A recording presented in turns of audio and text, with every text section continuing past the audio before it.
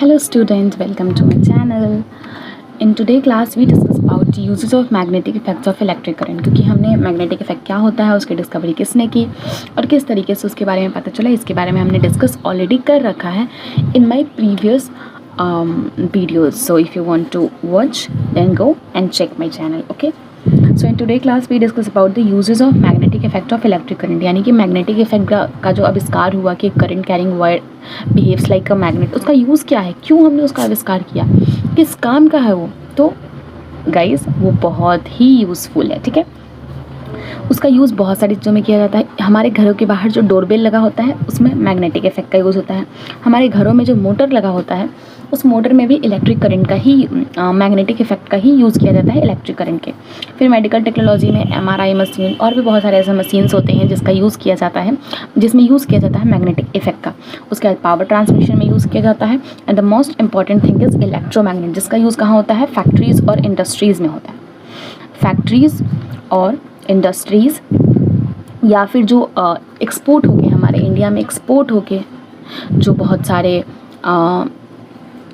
चीज़ें आती है, जितना भी बाहर से जो भी चीज़ें हमारे इंडिया में एक्सपोर्ट होके आती है तो वो बड़े बड़े टैंकर्स में आती है. उन टैंकर्स को ह्यूमन के थ्रू लिफ्ट करना बहुत ही ज़्यादा मुश्किल होता है, तो उसको लिफ्ट करने के लिए भी हम किसका यूज़ करते हैं, इलेक्ट्रोमैग्नेट का ही यूज़ करते हैं.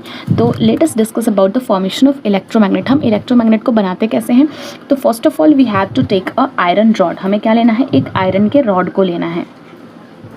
उस आयरन के रॉड के ऊपर हमें क्या करना है, किसी भी मेटल के वायर से उसके ऊपर क्वाइलिंग कर देना है, वायर की क्वाइलिंग कर देना है. क्या करना है हमें, वायर की क्वाइलिंग. ये जो राउंड राउंड राउंड राउंड आपको वायर क्वाइल किया हुआ दिख रहा है उसको हम बोलते हैं coil of wire, coil of wire.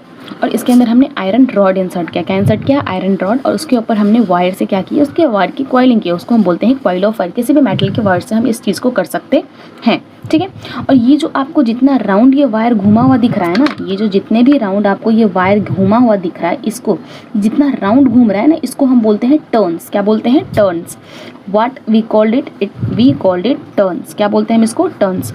TURNS, turns. जितनी बार हम वायर के कॉइल को घुमाते हैं उस आयरन रॉड के ऊपर, वो जितनी बार घुमाते हैं उसको हम बोलते हैं टर्न्स. तो इसमें कितना टर्न्स है, 1 2 3 4 5 6 7 टर्न्स है. कितने टर्न्स है, 7. तो जितनी बार हम उसको घुमाएंगे उतने टर्न्स जितना ज़्यादा होता है हमारा इलेक्ट्रोमैग्नेट उतना ही स्ट्रॉन्ग बनता है, और टर्न्स जितना कम होता है हमारा इलेक्ट्रोमैग्नेट उतना ही वीक बनता है. ठीक है, द मोस्ट इंपॉर्टेंट थिंग, ये हमारा क्या है, वायर है. क्या है, ये जो चीज़ें हैं ये वायर आप सभी को पता है. फिर हमने क्या लिया, यहाँ पे बैटरी लिया है. The long line represent the positive terminal and the short line represent the negative terminal.